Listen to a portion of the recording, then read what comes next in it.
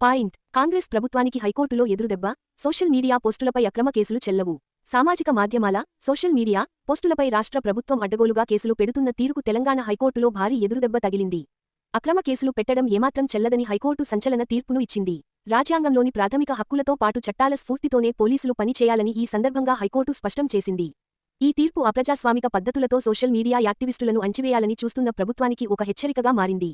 ఒక ట్వీట్ చేసినందుకు, సామాజిక మాధ్యమాల్లో పోస్ట్ చేసినందుకు, ప్రభుత్వానికి వ్యతిరేకంగా, ముఖ్యమంత్రికి వ్యతిరేకంగా పోస్టులు చేసినందుకు కేసులు పెడతామంటే చెల్లదని, కేసులు పెట్టే ప్రతి వ్యక్తి ఏ విధంగా తనకు వ్యక్తిగతంగా నష్టం జరిగిందో చెప్పాల్సిన అవసరం, బాధ్యత ఉంటుందని, అప్పుడే ఎఫ్ఐఆర్లు నమోదు చేయాలని కఠినమైన ఆదేశాలను, మార్గదర్శకాలను జారీ చేసింది. ముఖ్యమంత్రికి వ్యతిరేకంగా చేసిన పోస్టుల వలన మనోభావాలు దెబ్బతిన్నాయి, సామాజిక సమతుల్యత దెబ్బతింటుంది అంటూ అసత్యపు పునాదులపైన ఆక్రమ కేసులు ఇప్పటిదాకా పెట్టిన ప్రభుత్వానికి ఈ తీర్పు ఒక గట్టి ఎదురు దెబ్బ అని చెప్పవచ్చు. హైకోర్టు తన తీర్పులో ఇచ్చిన మార్గదర్శకాలు చాలా స్పష్టంగా ఉన్నాయి. పోలీసులు ఎఫ్ఐఆర్ నమోదు చేసే ముందు ఫిర్యాదుదారుడు స్వయంగా బాధితుడా కాదా అనేది నిర్ధారించుకోవాలి. మూడవ పక్షం చేసే ఫిర్యాదులు పరువు నష్టం కేసులలో చెల్లవు.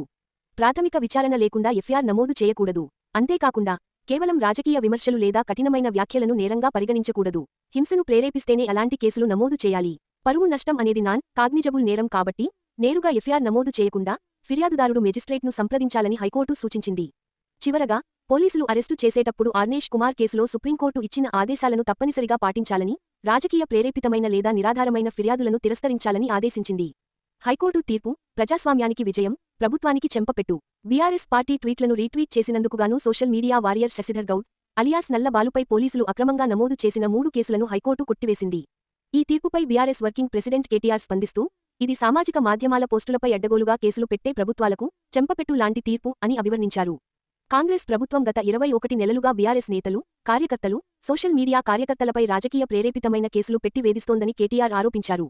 స్వేచ్ఛను అణచివేయడం ఆపాలి, కేటీఆర్ డిమాండ్. హైకోర్టు తీర్పును స్వాగతిస్తూ KTR Telangana DGP, cyber security bureau డైరెక్టర్కు ఒక విజ్ఞప్తి చేశారు. బీఆర్ఎస్ మద్దతుదారులు, సోషల్ మీడియా యోధులపై వేధింపులను తక్షణమే ఆపాలని కోరారు. ఇప్పటికైనా రాష్ట్ర ప్రభుత్వం అణచివేత కార్యక్రమాలను పక్కన పెట్టి ప్రజాస్వామ్య స్ఫూర్తితో ముందుకు నడవాలని ఆయన డిమాండ్ చేశారు.